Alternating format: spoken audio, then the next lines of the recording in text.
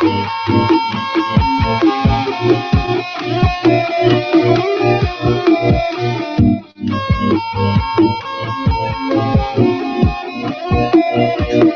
wanna put you in the mood. We are back. Thursday night, best night of your life. Candid Talk Radio on IntellectualRadio.com. And to my left, y'all can't see him because he don't like to put his little cricket phone on Facebook Live. It don't work in here. I don't know why yours don't work, but mine works. You know, iPhone. It go in and out. 7 Plus. Yes, that's what I got.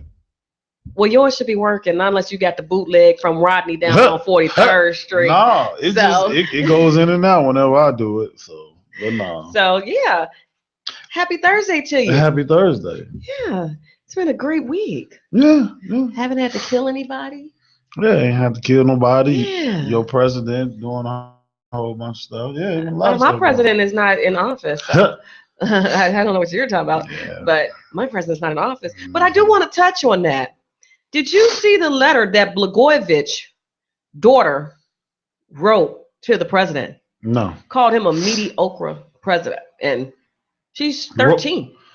So your mama wrote your letter for you, Annie. I'm sorry, your mama wrote your letter. She called him a mediocre. She said a lot of.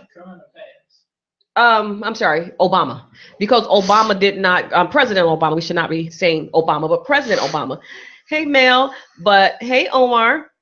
Yeah, because he didn't pardon her father. But my thing is this, she's going to have her feelings about her father not getting pardoned. But what I don't like is grown people getting on there attacking this child. Your father is corrupt. Your father is a criminal. Why should we give him a pardon?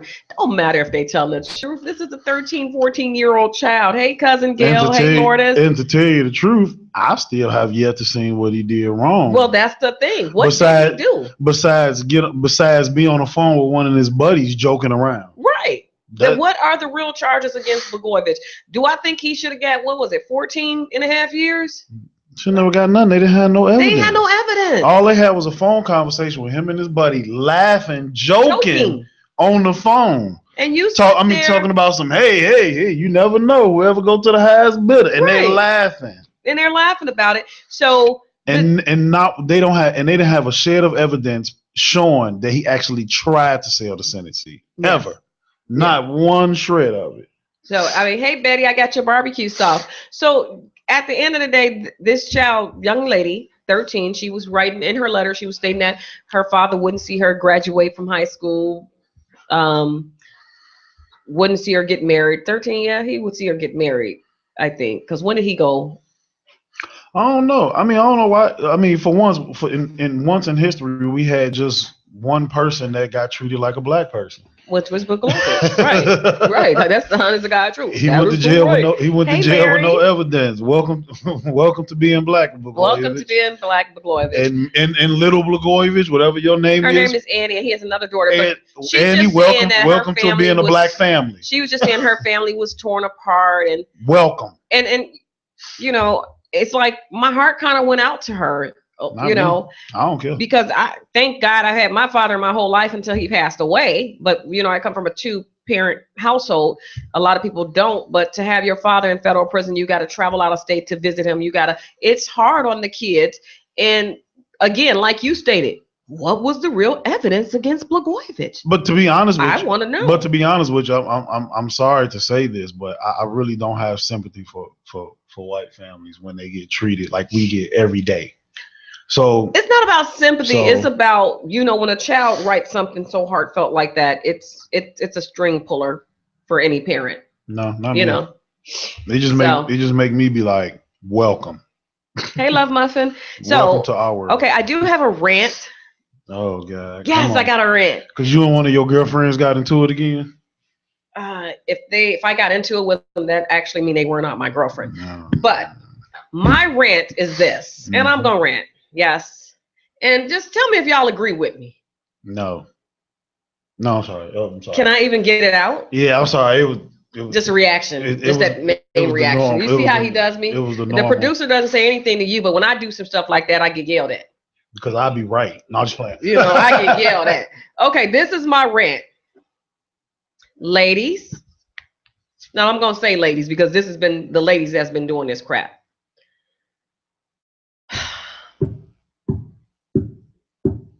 Could you say it, please? I'm trying to be nice. I'm trying to be real nice. If you gonna have weight loss surgery, yeah, and I'm going there. Stop lying. Talking about you done had an ulcer that you had removed. You done had a hernia that you had removed. And you had weight loss surgery. Own up to it. Don't make up all these stupid lies like, oh my God, I had this hernia and I had it removed. If it was that big, you should have been dead. Point blank. You should have been dead. Don't sit here and have the surgery, then go around, everybody's jealous of me because I'm smaller. No, you're lazy. That's how I look at you. Now, if you didn't have to have it for medical reasons, because a lot of people have it for medical reason. I have a friend that told me not too long ago that she was having it because she just wanted to feel better about herself. Okay, that's fine. And it don't matter if I ain't pay for it. At the end of the day, don't lie about it and then try to act like somebody jealous of you because you went and had surgery. See, I'm old school. If I'm feeling a certain kind of way, I'm going to go to the gym. I'm going to work it out.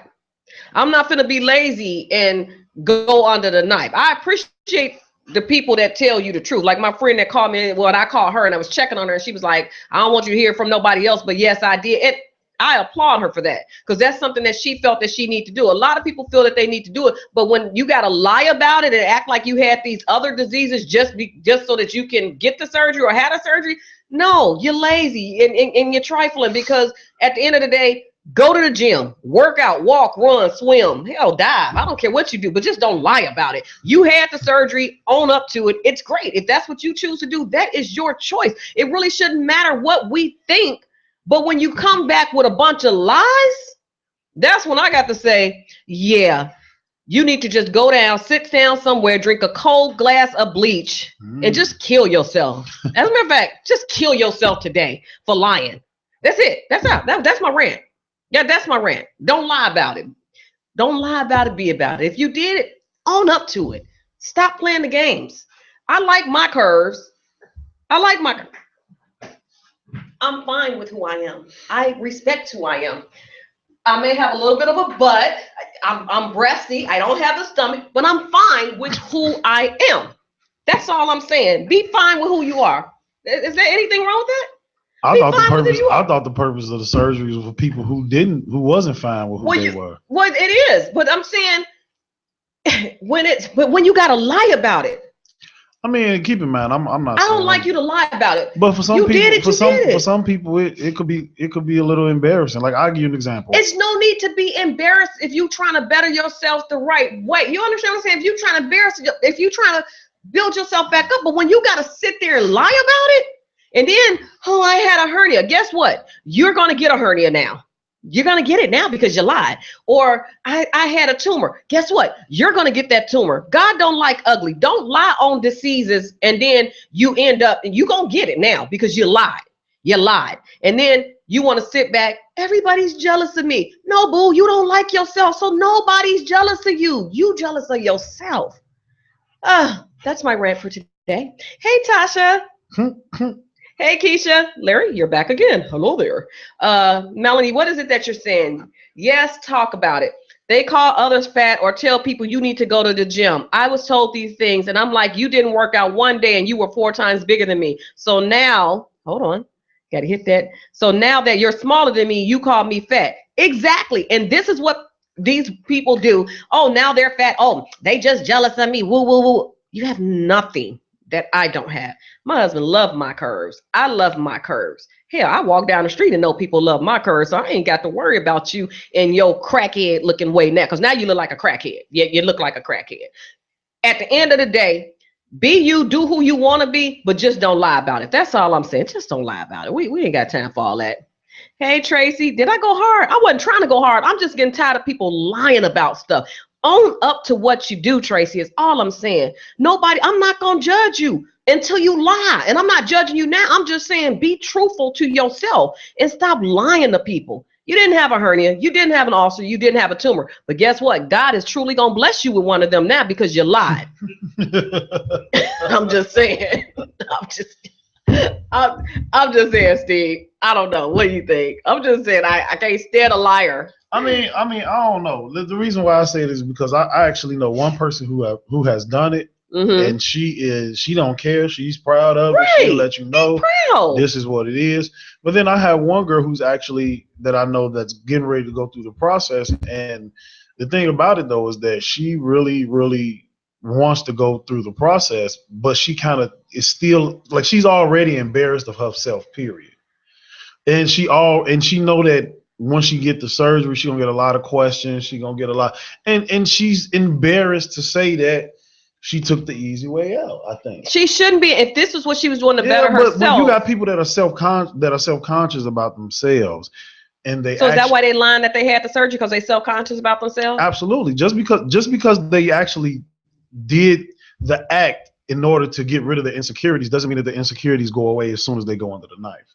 The insecurities are still there, and sometimes, and you said this person is talking about other people. A lot of times when people talk about other people, it's because they're unhappy with themselves. They're unhappy with themselves, so they have to do those things in order to make themselves feel better. It happens. I mean, and the thing about it though is that we all do it.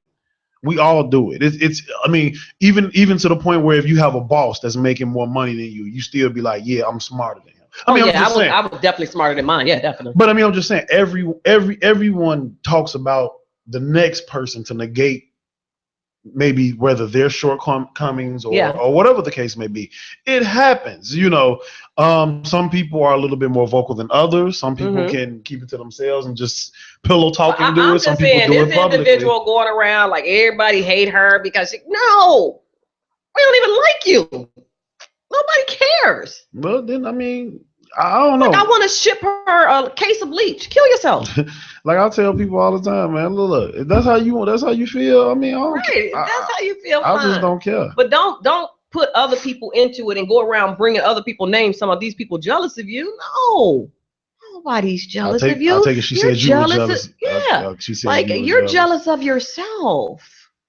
You're really jealous of yourself. And I can like really go, Tracy's already said I went hard. So I'm going to stop Tracy because I'm about to go scud missile, as the husband would say, hey, Sandra, and say something. But I'm going to leave it alone now. But at the end of the day, God is about to bless you. You're going to have that tumor.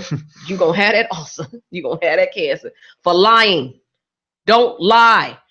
Anyway, hey, nephew Dante. So anyway, it's been a very interesting week as, you know, you guys president has taken office. Mm-hmm. Notice how I say it. You guys president has taken office. The wall is going up. Well, he's trying. The wall is going up. But what got me was it the Mexican president that got on TV and was cursing like ain't no effing wall going up? No, I mean, 50 Cent. I mean, because it's really the way he's doing it is so wrong. I mean, to me, that's like if my neighbor comes to me and say, hey, Steve, I'm putting up a privacy fence and I need you to pay for it. I'm like, dude. But he expects us as taxpayers to pay for it and say Mexico is gonna reimburse. Yeah. No, he actually just he said that he's going to charge. He's getting ready to charge a 20% tax on anything imported from Mexico now. Okay, well I'm gonna put it to you this way. He wanna put up the wall. Don't let me be driving down Lakeshore Drive and looking over at Lake Michigan, and I see some ships that can hold about 300 or 400 bodies underneath. That's all I'm saying. I look to my right, and there's some ships that can hold about 300-400 people underneath. What y'all gonna say then? No, I mean, he wants all immigrants to go back. So I'm just curious. Well, I mean, is his wife gonna be the first person going back? That's all I want to know. You know, these are things that makes you go, is his wife gonna be the first immigrant to go back? I mean, I don't think necessarily the whole thing was with immigrants. It was really Mexican Americans coming across the border illegally and doing illegal acts. That's what he's concerned about. And I don't agree with building no doggone wall or whatever the case I think may it's be. more than that. I just honestly think that whatever his name, whoever it was that you all elected, I just think he's racist. Bottom line, I just really think that, and he's gonna start with them. And he gonna come. Look, he messing with the Indians this week. He messing with the Mexicans this week. Next, come on. Next week is gonna be us Negroes. But I'm just saying. He messing with. Come on, how you gonna go after let me call him by the right name. How are you gonna go after the Native Americans? But here Come on, how you messing with their burial grounds? Let me tell you something, and I'm just gonna keep it real. He said he was gonna do these things. Oh, he did. And when he was on the campaign. And guess what? He said, vote for me and I'll get these things done. Right. And I can honestly say, unlike any other past presidents, he's actually trying to do more in a week that he said he was going to do than a lot of presidents have done in their whole presidencies. So with that being said, not that I agree with it, I completely disagree with majority of the stuff, but this is what the American people elected him for these promises, and he's actually doing, and he's actually trying to execute them. Hey, lady. So with that being said, I would have to say that the American people picked the person who they wanted to get the job done, and he's trying to do that. Well, yeah. Keep in mind, I didn't vote for him because of these things, but majority of Americans that did vote, did vote for him in order to do these things, and he's doing it. Well, okay. I mean, he signed the executive order for the pipeline to start back. Yeah. He said he was going to do that. Said he was going to build a wall. Now he's trying to build a wall. I mean, he's literally doing everything that he campaigned about. Okay, Tasha said he already messed with us. He said we had nothing to lose. So, okay, the comment on possibly sending the National Guard to Chicago because Rahm can't do his job here. Well, the thing Let me tell you, Chicago gonna take the National Guard out. No. Yes. No. Chicago not playing. No. They got all type of mass destructive weapons in the hood. No. I'm just saying. No. Let me explain something to you. What you gonna do? You know how many National Guard men that you gonna have to do to patrol? And what are you gonna do? You gonna just put them in one sector? No, you gonna put them all throughout Chicago. They're not gonna put them all throughout Chicago. They would have to. No, they don't. Because crime is going to travel. Put them over here, guess what? They going to K-Town. You put them in K-Town, they going to Inglewood. Well, let me say put them in Inglewood, they going up north. Well, they going to travel. But let me say this. Say that. Just going back to his comment, and I'll keep in mind, I'm not taking up for him. I'm just going by what I've seen and what I read. He said that he was going to incorporate the feds. We don't know if that's necessarily the Justice Department from a federal point. We don't know if that's a military action. We don't necessarily know exactly what I believe he's talking military action and federal because of that report that came out on the CPD that they weren't doing what they were supposed to be doing. Right. So, but here goes the thing. The reason why you don't want the National Guard here, this is the reason. The Army, the armed forces do not have to answer to the same thing that policemen would have to. For instance, if they were to kill you, they do not have to answer the same way as if they would a policeman. They have the right to shoot you on sight, kill you without explanation. They have the right to do that. They're the military, and you think it's going. And here goes the thing: if they do that, we're the ones the death rate is going to go up. It's not going to go down. Well, we already up higher than what we were last year with the killings. Did you hear about the 5 or 6 people that got shot yesterday on 75th and St. Lawrence? Mm-hmm. I mean, we are not. It's real simple. It's real simple to fix the problem. They just don't want to do it. It's real simple. All they have to do is police those communities like they do downtown. It's in up north. It's as simple as that. Go to Boys Town. Go with all the gay people, the LGBT community. You missed my first 5 minutes, honey. And just stand on the corner of Clark and Addison. You're going to see policemen on Segways. You're going to see them walking. You're going to see them in cars. You're going to see them on horses. Well, you go in the hood, you do not see a policeman anywhere until after something has happened. Hey, Renee Hill, say it with your chest t-shirts. Well, at the end of the day, you're right. They're able to shoot on sight. Well, technically CPD shoot on sight too. They don't ask after they shoot you and get you on the ground, then you laying there dead. They come to ask you what you was doing. But the protocol is that anytime they fire their weapon, they have to answer for every bullet. But they don't. Yeah, we know they don't. But here goes the thing. But military actually really don't have to answer. They don't. Like CPD, if they shoot someone, immediately even whether if it's justified or not, they're put on desk duty. Right. And they're under investigation. Even if it's justified, it's still an investigation. Military, I know, it's crazy, right? That 50 Cent that he actually right, because normally he be wrong about stuff, right? I'm always right. Yeah, like, but the military, no, they don't have to do that. Poof! He looked like he had something. I had to shoot him on sight. Well, it was a 5-year-old kid that looked like they might have had an explosive. He did. Well, they don't have to answer for it. And I know that because back during the Rodney King trials, I was in school out in California, and I lived out in California, and during the riots, even though I lived in the suburbs, I walked out my door, there was National Guard because I lived across from City Hall. What's wrong here? What? Oh, okay, never mind. I lived across the street. I thought it was falling off. I lived across the street from the Village Hall out there. And so National Guard had us surrounded. And if you didn't have that ID that say you lived in Carson, California, you could not come into our stores or anything. And our curfew was at dusk. I'm going to tell you, I was pregnant with my youngest son, and I had a video I need to take back to the video store across the street. I literally walked out my door and I'm waddling over across the street to go. They literally pulled guns and asked me where was I going, that there is a curfew enforced. And I'm like, I'm just going to turn the video back in. They were like, ma'am, you have to go back to your home. Yeah. Then they asked me for identification, and I'm like, for real? I just live right there. Ma'am, you need to go back home. But they escorted me back to my home. But they did take my video back to the store for me. But they escorted me back to my home. But I'm like, the National Guard don't play. It's not, any of the armed forces don't play. My brother was Navy. I had a brother-in-law that was Marine. I have friends that were Marine. I have friends that, shout out to Carlette and Sydney, Army, National Guard. So I had, they don't play. So to bring in the National Guard, that's who they would have to bring in, correct? Yeah. Is the National Guard.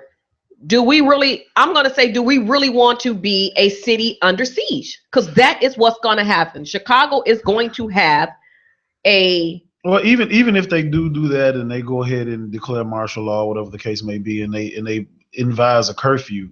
Once that curfew Hey, Angie, A. Cherie Events. If you need your event plans, please contact Angie at A. Cherie Events. Hey, Michelle, my baby, all the way from out of town. Cousin Tasha's supposed to be here, but she out kicking it somewhere else. Who is Miss Petty Boots? I don't know who that is, right? I don't know who that is. Steve is actually right for the change. Everybody's shocked that I'm always right. What are y'all talking about? Y'all shocked that Steve's saying something. I'm always right. Something right for a change. I'm always right. What are you talking about? That's just so much of a lie. It's very rarely that I'm wrong. Okay, see, now we let him talk too much. We let him talk way too much now. But what I was saying is that, but the thing about it though, it's still not going. It's the National Guard coming. It's still not in. It's a temporary. It's a temporary fix. It's a temporary. Tasha said, "Hey, Steve." Hey, I said, "What up?" It's a temporary fix. The National Guard come here. They put everybody on curfew. There's no violence for a week or two. Yeah. Once they leave, it's going back to. It's still the same thing. They're not going to leave though. Yep. Any armed forces they're not going to be deployed here forever. Well, that's just what they do. You're right, Sent. They serve and protect the country. And they said if they come, he's not talking about a couple of months. He's talking about a year or two to have them here. If he's talking about it, well, I don't know what he's insinuating on how long he's going to be. In another interview, he said a year to 2 years that he feel the need in order for Chicago to get right. They need to be here that length of time. And then once they leave, what do you think is going to possibly happen? Pandemonium, baby. It's not a fix to a problem. It's a way to put a Band-Aid on it to make stats look better. But that's not how they're going to fix the problem. Listen, the mayor of New York told Rahm Emanuel a long time ago. He said New York about 20 years ago was the exact same thing. Yes, they were. He said that they tried to circumvent going around hiring more police. He said they did every possible thing and it just got worse and worse. And he said, all you have to do is hire as many as police as you can and put them everywhere. So, if you go to New York right now, there are policemen everywhere. So, what I see in that is that if we already know that Chicago has a problem with hiring minorities for the Chicago Police Department. We already know this. We have, I heard on the news earlier this week, I heard how Dallas Sheriff or police station came to recruit police officers from here to go and work in Dallas. So with what I'm getting at is CPD don't like hiring minorities. So, all the ones they do hire, they just be out there in the uniform with their hood under, with they hood under their uniform. I don't know if they hood under their hat and stuff in the uniform, because it's a lot of, I sit it back and I live out in the south suburbs. I watch. I'm one of these people, like, yeah, if I'm driving down and you got a young African-American boy pulled over, I'm going to sit there and I'm going to look. Because a lot of times where I live at, a lot of these kids, their parents are doctors, lawyers, money. So if that kid is in a Mercedes or something, or BMW, guess what? They getting pulled over just because they're in that car. Like they could have stole it or whatever. It is unfair because your parents are well off, or your parents bought you this car or whatever, that you consistently being pulled over. In the city, they could just be walking down the street. And I've seen this off of 75th Street, just pulled them over or just got them up against the car because they was, and in the summer, you definitely can hear, and you got the window down, man, I'm just walking down the street. What I do? Walking while you were black is what I want to yell out the window. Walking while you were black. And it's sad that you can't, if I'm gonna be honest, if I'm a police officer and I see a little white boy in the neighborhood walking down the street, are you gonna think to even pull him over or question why he in the black neighborhood? Me personally? I'm just saying, if you were a police officer. I mean, I would personally, but most policemen probably not. Okay. They'll probably ask, if they do, they probably might ask him, do he need a ride to where he's supposed to be going? Right. Hey, Bobby, can we give you a ride? Where you going, man? But then when it's one of our kids, what you doing over here? I live officer, I live like right there. Get against the car. But officer, I just live right there. I'm just going home. Get against the car. What you got in your pockets? Where you coming? Was you part of that robbery that was down the street? You ain't gotta tell me. You can't win for you ain't lose. Gotta tell me. That's the story of my life growing up. You can't win for losing. I just stopped getting pulled over. You just ain't been out by me. Come out by me.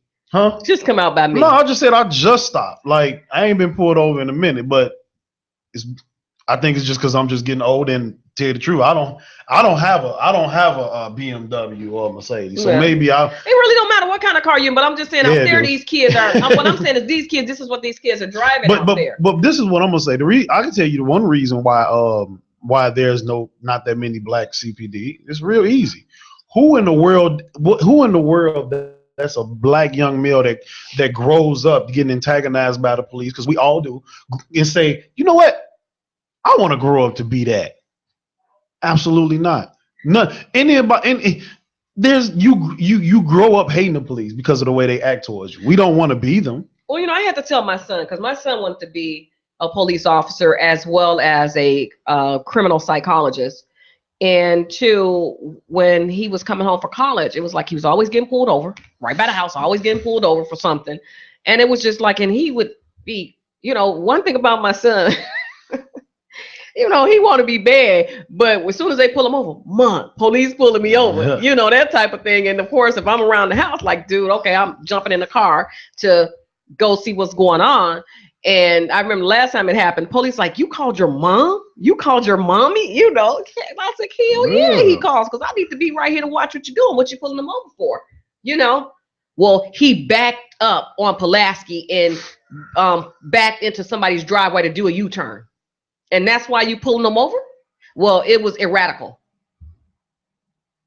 He might have forgot something. I'm like, you forgot something? What were you doing? Look. He said, I was just going back home because I forgot my other phone. And then he's like, well, why do you have two phones? Why is that your business? Why he got two phones? Are you gonna pay one of the phone bills for us? See, you a woman. Well, ma'am, you need to get back in your car. You a woman. No, you can say that. A man can't say that. You need to leave my son alone. No, don't listen to. Listen. If you a black male, do not listen to Chris. You will get killed.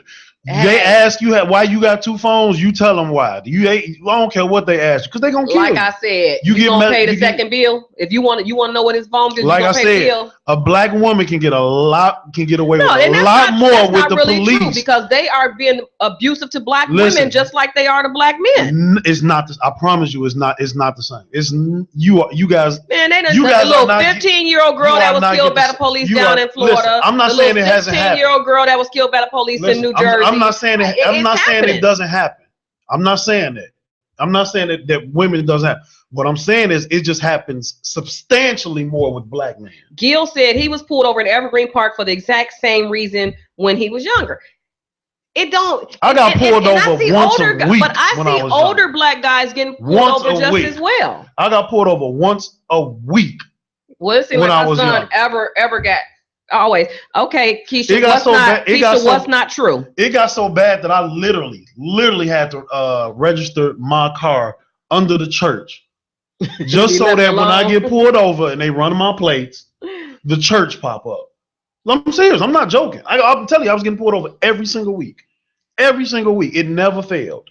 I don't know what Keisha said not true, so I don't know if she's going to have to elaborate on what she means by she's saying not true that women and listen, listen, I promise you, I'm not negating the fact that black women don't get pulled over and being harassed. Mm-hmm. But what you have to understand from another police officer, we are more of a threat.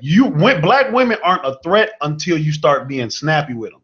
Before we open our mouth, we're a threat. Police officers are taught to come up to your car and look at you, and I don't care if you man or woman. I'm gonna tell you the difference between you get pulled over by the police, they get snappy with you, you get snappy with them, right? Of course. Right. I mean, like, what you Let want? Me tell you what the you difference. Pulling me over There's for? A conversation. Every single time I've been pulled over, guns were drawn before words were exchanged. That's the difference. It's hostile before that. With a black woman, it escalates to being hostility. That's all I'm saying. It escalates. Keisha said I was pleasant in Oak Lawn police. I don't believe it. That black women can say more to the police. I guess she's kind of agreeing with you saying that. Yeah, I'm not saying that black women don't get harassed. What I'm saying, it's a process for the hostility. With black men, it's guns drawn, it's hostility before they even approach the car. That's what I'm saying. Well, that makes it even more of a reason why we should feel really stupid as black people, because just being pulled over, if you scared of us pulled over, what would happen if you were scared? How scared would you be if we all came together? That ain't gonna happen. That's just a thought. I wish it would happen, but it won't happen. Just pull us over, just how scared would you be if we came together? But even if we did come together, we couldn't really completely rage war against the police and win, because one thing that they have that we don't. I'm not saying rage any type of war against the police. I'm saying at this end of the day, there has to be a level of respect, which will never happen. Sorry about that, guys. There's just no respect, and it's very tiresome to know that black men, regardless if you got a great job, you could be minding your own. I know people that executive CEOs that gotten pulled over and were treated like trash. So it doesn't matter how high up the ladder you go as a black man. There is no respect for the black man, regardless. Absolutely None. Not one ounce. It's not. And it's never been. So I don't know why everyone. Yeah. I don't understand why people are acting like this is something new. Yeah. For a black man, it's not nothing new. I think what it is like over the past few years, it's gotten to the point where it's been so disrespectful to black women that now it's a big awe. But for black men, it's always been like this. It's always been like this. So that's why I'm just sitting back and I'm like, this is the norm. Yeah. It shouldn't be the norm, but it's the norm. Melanie said the answer to that question, Chris, is what they all fear. Who? I guess are you saying what do the police officers fear, Mel, or what are you saying? Elaborate, please. So it's sad because I'm just like, and these were my thoughts when I had my sons. Wow. They already got 2 strikes against them. Absolutely. They're male and they're black. Gil said Orland Park pulled me over when I asked the officer why. He said I had no front plate. I explained you were behind me and no other radio car approached to give you that information. I gave him my license and insurance info. He went to the car, came back, and said he thought I was a friend. I stated to him, when you ran my plate, you knew you didn't know me. Keisha said, I was disagreeing with Steve. I had been pulled over by Oaklawn police. Gun was drawn and about 6 of them surrounding my car. I can attest to that. I was in Oaklawn. How many times have that happened to her? He said, how many times have it happened to you? But it happened to me in Oaklawn. My daughter was in the hospital. I was going to the hospital. I made a left turn on Pulaski to 95th, and they said that I was speeding. I'm like, how can I possibly be speeding? But I wasn't, and I knew I wasn't. And I was like, I wasn't speeding. But when I looked behind me, I had about 4 police officers on the other side of my car, one in the back, another one. They had the street blocked off like I had really did something. Welcome to the black man. Let me explain something. No, I'm not trying. I'm really not trying to downplay it. I just think that you all are not understanding that this is the norm. This has happened so many times. Yo, you know you was his friend. This has happened so many times where 8 police cars have showed up, guns drawn, me by myself, and I'm stretched out. When I say every week, I'm not exaggerating it. Yeah. And don't get me wrong, I'm for the young lady who just said it, I'm sorry that happened to you, but I'm trying to explain to you, this happens on a norm with us, like every week.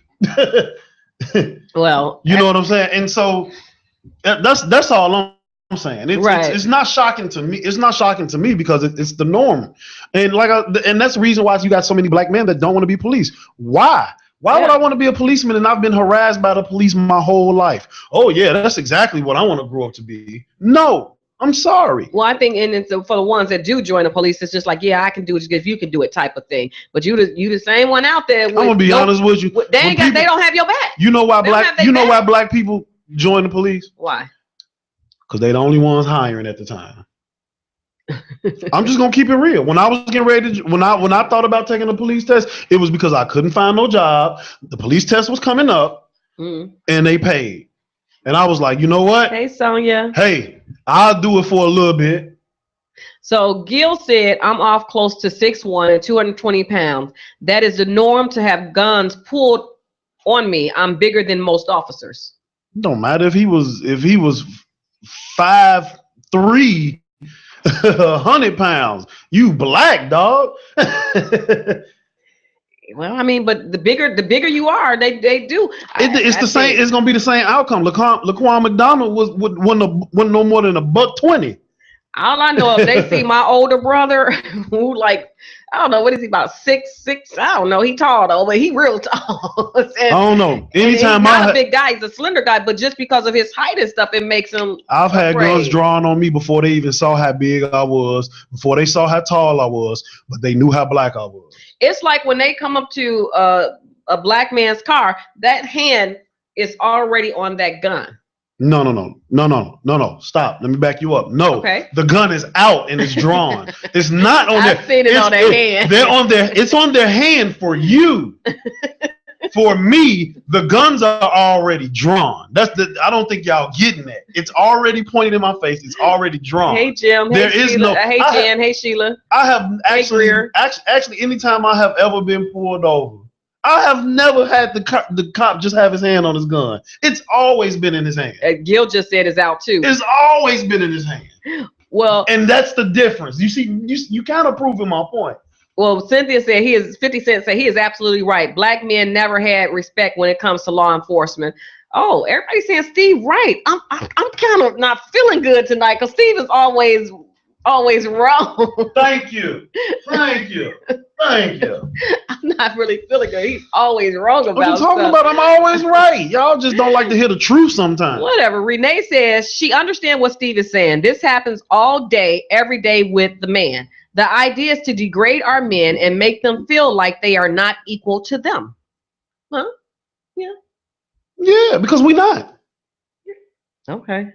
What? You're equal. If you tell yourself that you're not equal and that they're better than you, then of course you're not. No, I never said that I've never ever said that I didn't feel that I felt that they were better than me. That's not the case. But are we? It's okay. But are we? But Greer, you shouldn't have been. But late. let's be very clear. A black man is not equal to a white man. No. It's period. But I don't care how you dress it up. I still say that you supposed to let them think what they want to think, but you supposed to think better than that. I am superior. I am equal. We just a different color. But why live under false pretenses? Because you make your own decision. No. Understand something. I know my worth, and I do understand what my place is. That's what I'm saying. Just know your worth. Still know your worth. I get that. But let's be the worst thing that you can tell a black man, the worst thing that you could teach a young boy is that he will be equal in America's society. No. And if he believes that, no, because the first racist thing happened to him, it's gonna destroy him. Let me tell you something. Why I say black men, black fathers have a harder job being a father than anybody, because not only do they have to be a father, but they have to teach their sons to be a man, but they have to teach them to be a black man, which is a completely different set of rules. My dad taught me how to be a black man. When I got ready to go to college, he explained to me, hey, your white friends can do this. But you can't do You can't do this because you a black man. Right. And he told me just like this, you go up there and you start messing with them white girls. They get mad at you. They cry rape. And they cry rape. He said, let me be very clear. There is nothing me and your mom can do for you. Right. There is nothing we can do for you. Yeah. And that's the way, and that's the conversation you got to have with your kids. You have to let them know you are not equal. You are not. You will always be seen as not a superior or equal. Okay, Melanie says black men, no matter what size, poses a threat to them. Period. They want all of us dead, but want to take the men out first because they protect us. Just my opinion, though. Man, these black men don't protect us no more. They run. They run now. No, I don't think so. The good black men will. No, let me tell you something. I'm gonna keep it honest with you. I don't care, black man, whether if he ain't or if he got his head on straight. You ain't messing with his family. Okay. Ain't no way. I'm gonna give you understand. I don't care if it's a little kid. I don't care if it's a 14-year-old kid. Let anybody, a policeman or something, do something to their mama. Right. It's a wrap. It's a wrap. They not on that. Well, Renee says double standards. Exactly. And that's a must that has to be taught. Yeah. Yeah. And that's why and that's why we got see, Renee got boys too, so she knows. And let me tell you something. Let me tell you something that I remember watching Empire that I saw. I will never forget it. And this was something that really hit home. And what's her name? What's his face? Lucius Lyon was sitting in the car. He told his kids, he said, you know what? It's my fault. Y'all forgot y'all was black. Oh, I remember. And he was like, you know, but I blame myself. Because I didn't teach y'all how to be a black man. I just taught y'all how to hustle and be successful. I didn't teach y'all how to be a black man and let you understand that the same rules don't apply. See, he was like, y'all thought y'all was equals. Oh, you thought because you had a little bit of money that you wanted. He wanted to say the N word, but he was like, but you thought just because you had some money and that you was a celebrity that you was an equal. Nah. And it's never gonna happen. You know why? Because we fall right into the trap every single time. I'll give you an example. I ain't gonna say the only way. The main way that African Americans become multimillionaires is through entertainment. Through entertainment, yeah. That's it. Well, entertainment and sports. Well, I consider that entertainment. Sports, entertainment. Yeah, they don't mind throwing us money because we're acts to them. They don't mind giving them money because they keep entertaining us. They keep entertaining us, right? Yeah. So they don't mind it. It's fine. They don't mind giving basketball players all this money, comedians all this money. They don't mind that. But they got a problem with giving a black man a simple loan, right, to start his business. Hey, because that's dangerous. That's dangerous. That's dangerous. That's empowering. Exactly. And dangerous. Empowering. That's dangerous. That's dangerous. The emasculation of the black man is now, real. That's I can pay a basketball player $96 million before he even touched a ball. A ball. Yep, that's but true. I can't give a black man that has the credit a $20,000 business loan. That's right. And on that note, I'm just saying. $20,000 loan. On that note, we got to wrap it up. Yeah, we got to wrap it up. The hours went back so fast. I tell you, it just goes by so fast when you're having good conversation. Well, the producer said I was late, but I was sitting outside in the car. I wasn't late. I'm always here. So I'm not always on time, but I'll let Steve know. But I was here. Today was my fault. Steve was asleep. I was knocked out. He was asleep. You dropped your hat. Thank you all for tuning in. All right, 50 Cent. Thank you all for tuning in. We will see you all next Thursday. Renee said exactly. We clown them. They do not want to hand us money. We have to jump through the hoops for them. Yes, Renee, we do. But on that note, I have to go. Happy Thursday. Thank you guys for tuning in. We will see you next week. This is Candid Talk Radio on IntellectualRadio.com. Peace. You ready for some action? You ready for some action? I can't wait for your reaction. Like this? Do you like that? Let me cook you dinner. Bed filled with flowers.